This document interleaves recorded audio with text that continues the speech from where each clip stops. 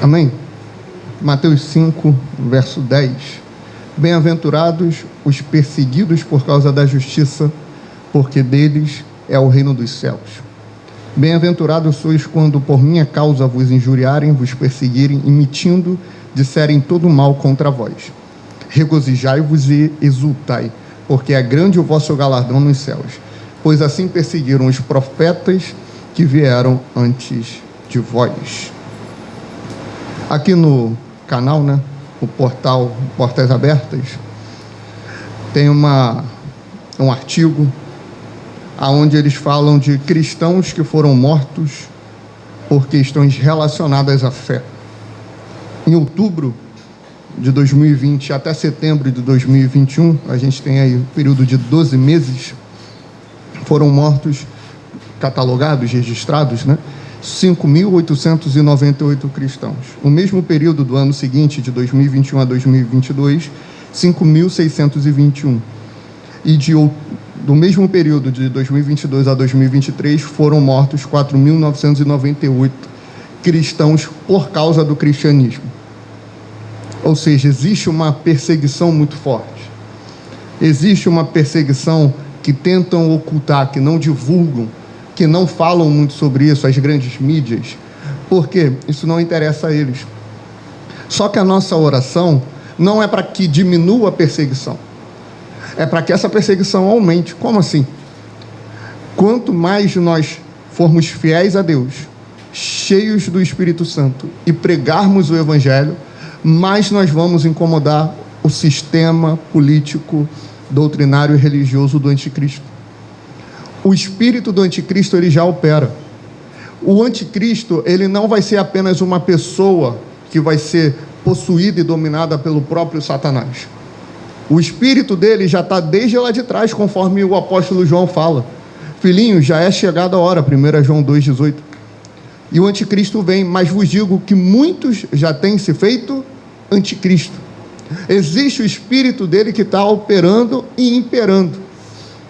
Quando a igreja se posiciona de forma verdadeira, nós vamos incomodá-lo e vai aumentar a perseguição. Vai aumentar o martírio.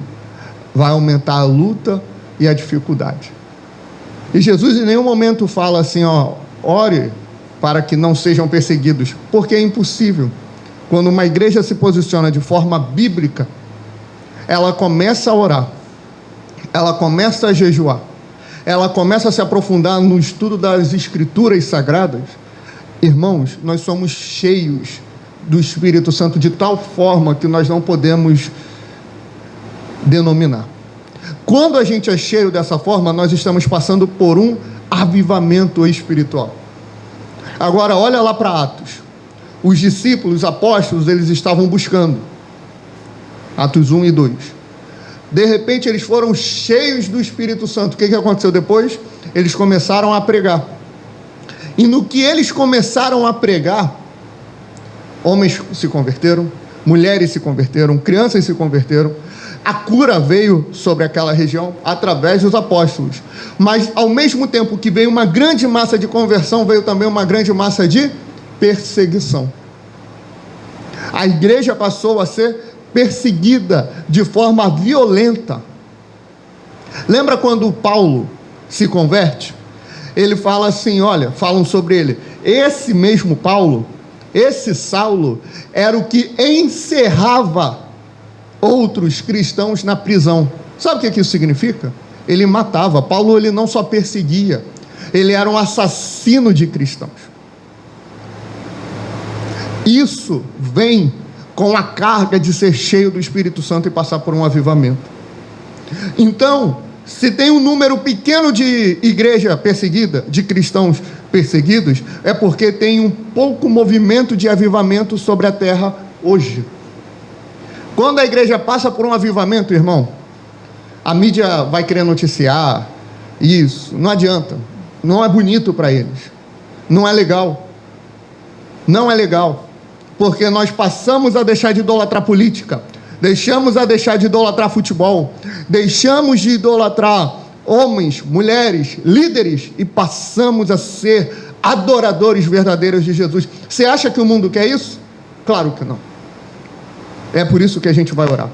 A gente vai orar para que Deus aumente o poder do Espírito Santo, a ação do Espírito Santo, o avivamento espiritual sobre essa terra.